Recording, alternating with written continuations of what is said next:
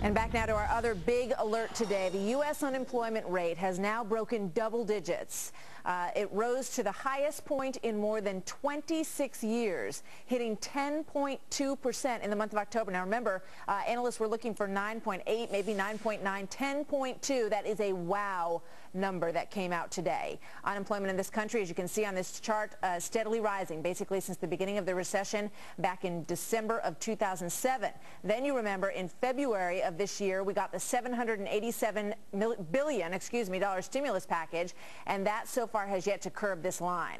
Now, the government says that so far more than $100 billion of the stimulus has gone to trying to save or create jobs. But how that's measured is by no means clear yet. Joining me now is Congressman Gregg Harper. He is a Republican from Mississippi who sits on the House Budget Committee. Congressman, good to have you with us today. Your reaction to this really jaw-dropping number today?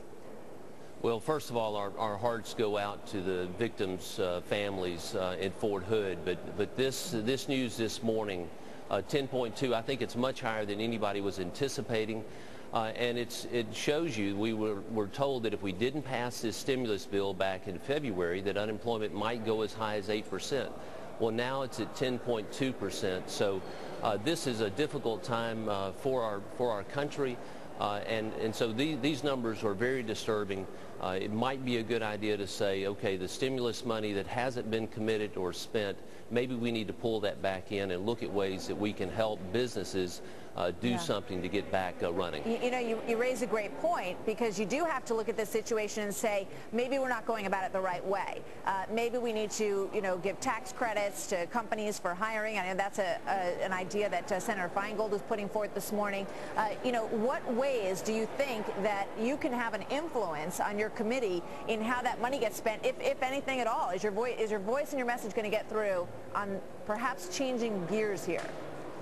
Well, obviously, with the economy being the main issue here and the jobs and lack of jobs in this country, maybe this isn't the best time in the world to be talking about a government takeover of health care, which we know is going to ultimately cost more money and more jobs, as well as take a hold on cap and trade, which will have a devastating effect if it ultimately goes through the Senate and comes back for passage.